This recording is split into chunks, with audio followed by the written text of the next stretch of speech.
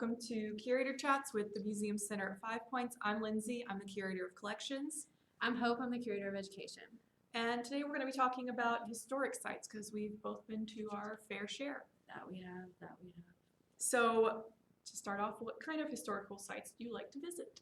I usually like ones that have like something still there, like I love a castle. Okay. Like I love a castle. When I was younger, we used to always go to battlefields all the time, all the battlefields.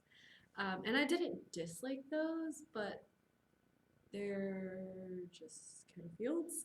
Yeah, So- they're not really something to look at. So I mean, I will hike on about go for, because they always have hikes. But if it's something that I'm gonna go out of my way to visit, I like it to be like a thing.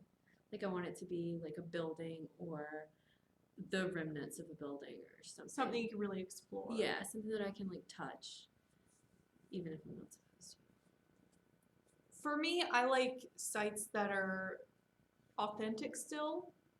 I mean, I don't mind if there's still reconstruction and things like that, but I don't really like tourist traps. I don't like things that have become gimmicks.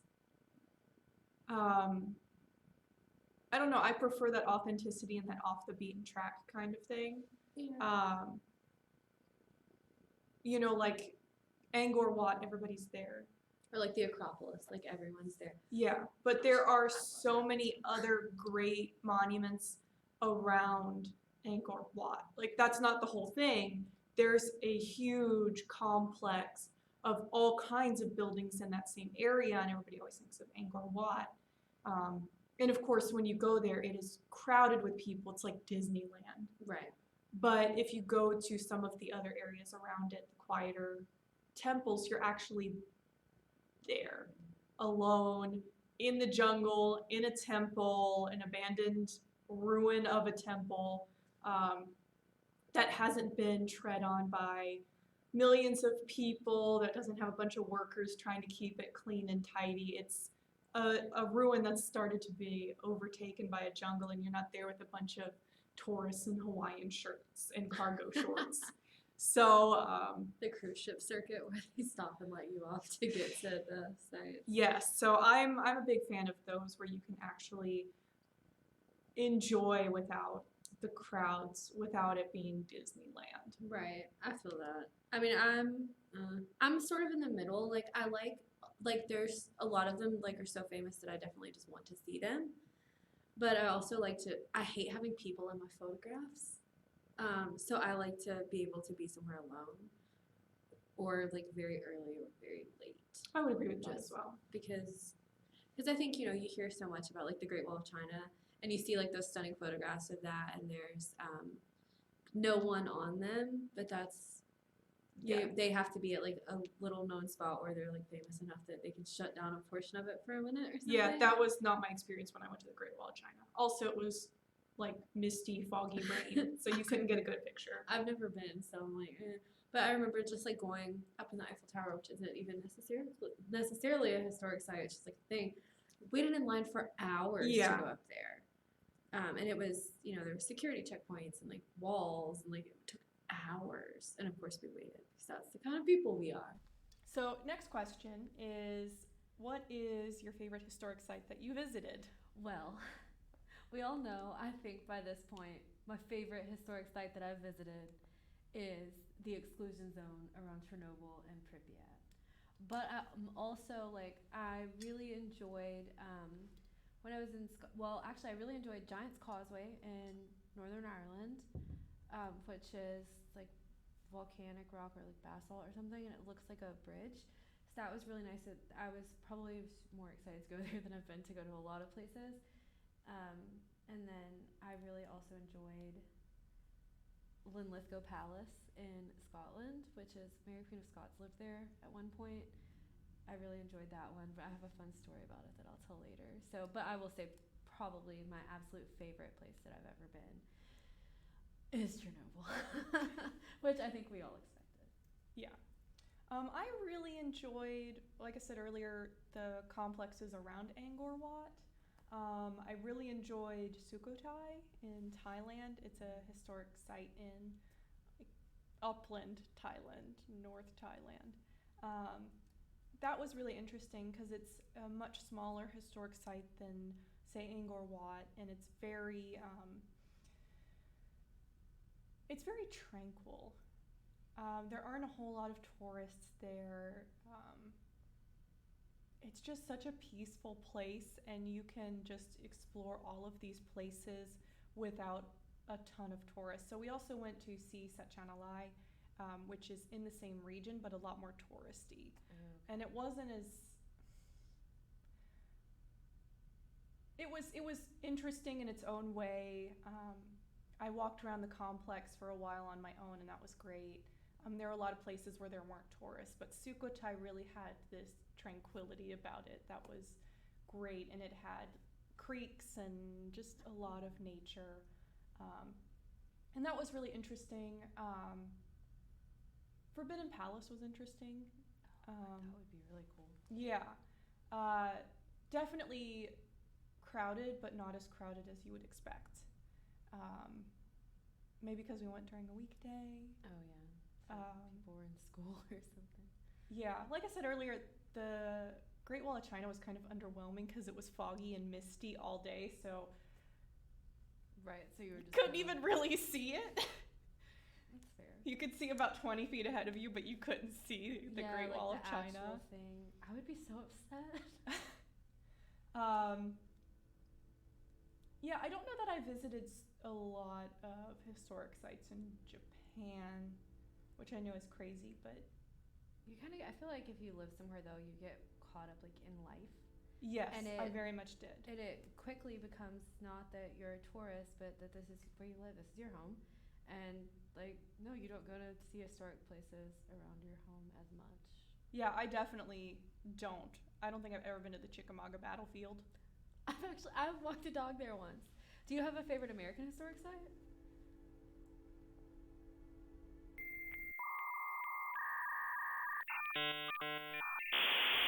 We'll put a pin in that one. Okay, well I have a favorite American. All right, historic let's site. hear your favorite American historic Okay, site. so in the relatively small town of Port Gibson, Mississippi, there is a site called the Windsor Ruins. So Windsor used to be, so Port Gibson is like a port at one point. It's not a port anymore. It's a very small town. It's about 30 miles from the Mississippi River, I think, because Natchez is about 30 miles from there. Anyway, so it was this big old house, and apparently back in the day you could see all the way to the river from the house, which now there's very tall pine trees, but it's very little known. There's no one to like enforce anything there, but the story goes that this house survived the war, and the only known rendering of it is from a Union soldier who's camped nearby. And then in the 1870s there was a party and someone left a lit cigar on a balcony. The entire house burned out. And now all that's left, they have these huge columns, and there's like 50 of them, and it's just like stunning to see. And they look like almost like temple columns in Greece, but they're a different color, and they're like brick, and they've clearly put some concrete up. Like I said, there's no one to monitor you. You can just like, and my dad used to have a deer camp about 20 minutes away, so I've been like 100 times, but it's so pretty. I've never really seen any other people there. Apparently people go there to take like wedding photos and stuff, which I think would be stunning, but I've never come across that. I've just like pranced around and like, looked at stuff, but that's one of my favorites. And then I also like, probably not really considered a historic site, but has a lot of history, is I really enjoy like the Vegas Strip and like Fremont Street and the history of all of that, which is not really a historic site, but some parts of it could be, I think, except for they tore down all the casinos, like the old casinos, not the new ones. Right. So I still can't think of a favorite. Good job, America. Yeah. Well, that's the issue, I think, with America is anytime anything gets 50 years old, we tear it down. Exactly. Or it was all made of wood and it burns. Well, yeah. But, I mean, there are other places that have wooded structures. That survived. Yeah. Yeah. So I think our issue is we tend to tear anything down that gets too old. Yeah, if it becomes like not in. Yeah. Like the courthouse here that was supposed to be so Yes. stunning, and now it's like a concrete like monstrosity of a Yeah. building. Probably built in the offense. 80s. No offense, beautiful, stunning landscape. You had anything memorable happen to you at historic sites, or anything particularly memorable surrounding historic sites? The first story that comes to mind is about Linlithgow, which I mentioned a few minutes ago. So Linlithgow is part of like a series of places that are part of a historic Scotland. So you can like go visit all of them. And when I was in the UK, we all had memberships, and they had a thing called Fright Night. Let's just go ahead and say that I'm not overly bright sometimes. And I was like, I'm sure it'll be fine. So me, my friend Nicola, another girl, and like another friend of ours popped over to Linlithgow on the train. It's like halfway between Glasgow and Edinburgh. We had dinner and we lined up outside this castle, and I'm like, oh no, I'm a little bit nervous. Like, what is this gonna be? So I didn't know. It's a stunning castle. The part of the roof is gone, but it still looks like the outside is absolutely stunning. And this is like a nighttime thing, and they take you all around, and it's kind of a haunted house, I guess. So at first it was totally fine. They're like showing us around. You have like a guy dressed in like, you know, Victorian clothes, and he's like your tour guide or whatever. So we get to the basement of this castle, which like basements kind of creep me out. I've never really lived in a place with a basement, except for like my apartment now in the basement. But right, so it's this dark castle, and they start talking about the plague, and I'm like, this is fine. And then a plague doctor comes out, and he's wearing the beak, and he's wearing like the black robes, and I'm like, this is fine. And I'm like telling Nicola, like, this is fine, and she's like, this is fine. And we say that a lot when things are not fine. So I was sitting near the front because I'm, again, not always bright, and he walked up to me, and I was like, oh no, this is not fine anymore. And he like used his gloved finger to like tilt my head to check my neck for plague boils, and I almost cried in the middle of this haunted house in this castle. And I was not okay for the rest of the night. It was absolutely horrifying. For the rest of the night, I was scared to death because he touched me. And I mean, I guess they can't touch you. Usually they can't hear, so I didn't really think about it, but it was horrifying. I'll never forget that. The time that a plague doctor could have condemned Checked you me. for boils. Saying it out loud is a little bit ridiculous, but like I was absolutely terrified. So I have one. I was in Myanmar, and so we get ready that morning. We're going to be going to a place called Mount Popa, which is like a religious mountain pilgrimage site that has a temple at the top. Okay. It's actually really interesting because if you look at the landscape, it just kind of sticks out of the land. It's just like this mountain that sticks out of this like rolling hills kind of landscape. Yeah. Very interesting looking. No wonder they decided it was something special. So that morning, I know it's going to be a long day. I pack up some snacks. I get some like bananas and some bread and things like that for snacks because this is during my research for graduate school. And the team leader was like, this is going to be a long day. Make sure you have snacks. We'll get lunch afterwards. So I pack up snacks in my backpack, and we're all ready to go, and we take the ride there. And we get there, and it's, like I said, it's this jutting mountain out of a landscape that really isn't mountainous. And you kind of look up, and it's just stairs all the way up. These monkey poop covered stairs, and all these people. And so, you know, we start making our way up, and it takes forever, and thankfully they have benches along the way. Thankfully. And I would stop with one of the other team members. We kind of stuck together as we went up, and we would stop, and we would sit down, and just... They also had like little souvenir places along the way, but not a foreigner souvenir place. It was more of a souvenirs for locals. And like to get like something to pray with or something. yes.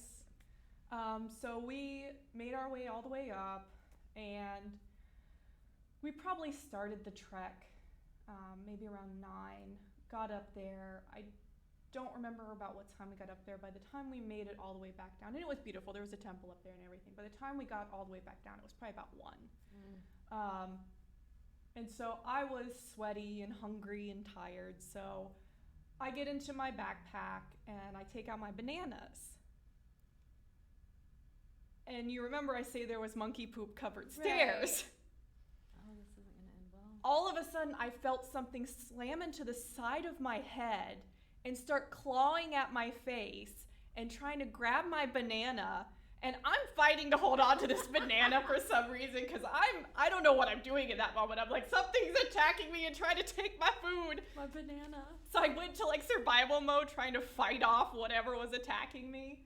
And I'm in front of a tour bus of people. Oh gosh, they probably thought you were a show.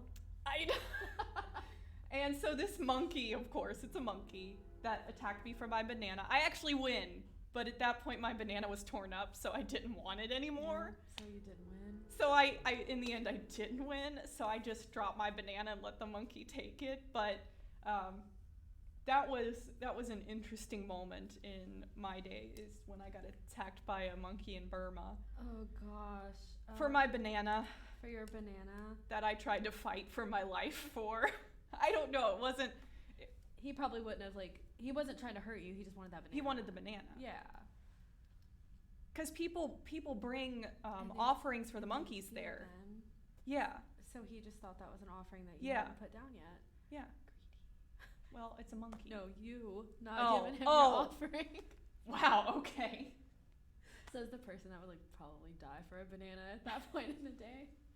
I mean, I had other food. It wasn't like I was consciously thinking I need to fight for my banana. That Right. was just my first It instinct. just happened. Was somebody's trying to take something away from you, so you need to hold on Yeah, to you're it. like, this is mine. So I got attacked by a monkey in Burma for my banana. I think your story's a little bit scarier, I think. Well, it involves monkeys, and they're always terrifying. True. I do have a story about the time that I thought I ran into a radioactive rat. Okay.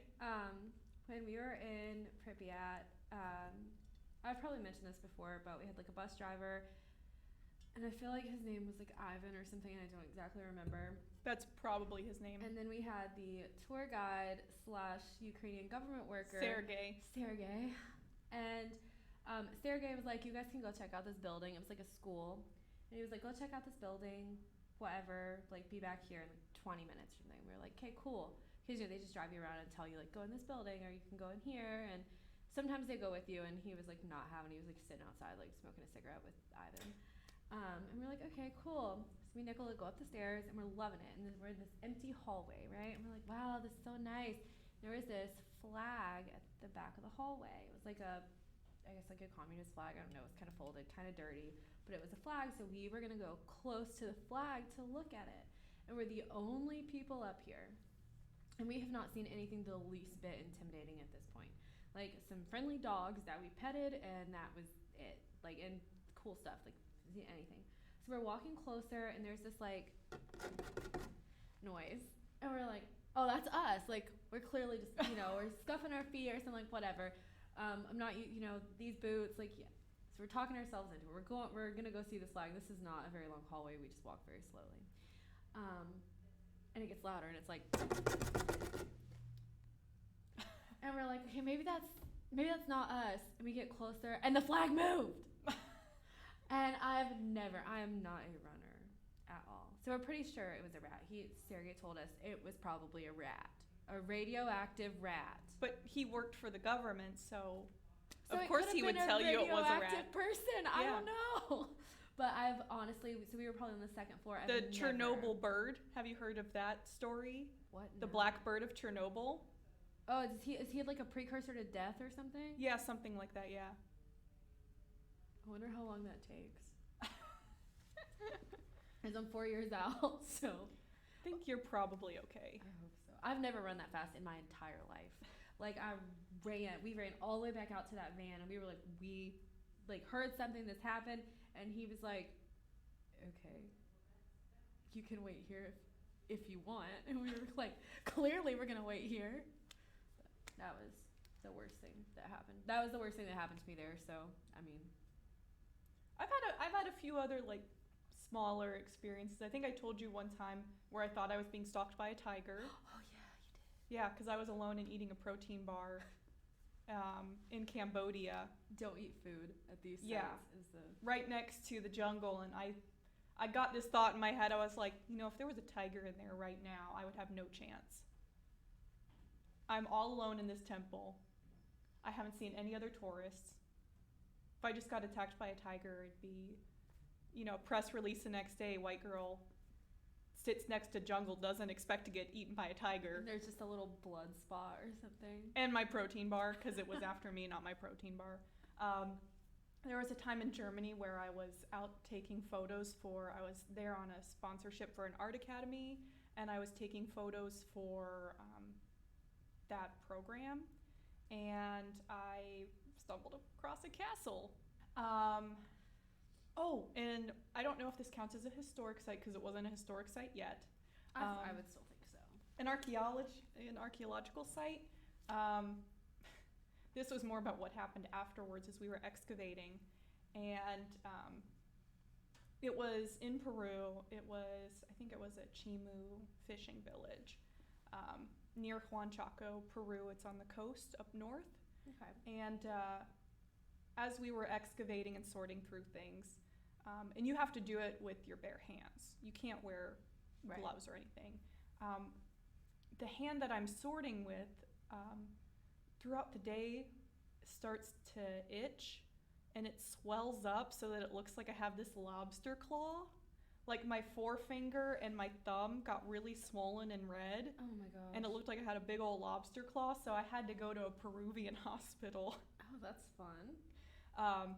Apparently I have an allergic reaction to something in the soil, so I had this big old, and it was that gross, like it had swollen up so much it was shiny and like tight, and it was just, I had this big old lobster Well, it's lucky hand. that you were there to do archaeology and sort through things. And sort through that dirt. you were allergic to something Yeah. in the soil. So they allowed me to wear gloves, but typically you don't wear gloves when sorting because you're dealing with such fragile. And very Materials. small things Yeah. that you might not feel through the latex. or I could something. barely get the glove on though because my skin was that shiny, swollen. So you know how it's like to get latex gloves over Oh, something like that? Latex Oh. gloves are disgusting Yeah. to me anyway.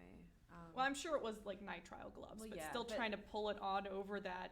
My hands always sweat, so like the feeling of my wet, sweaty hand inside that nasty plastic glove was just, Yeah, they would not let me take a few days off to let my swelling go down. They were just like, "You're fine, just put on a glove." And I'm like, "It won't fit. like, okay, no This problem. is meant for a normal sized hand, not my lobster Like, claw." no problem.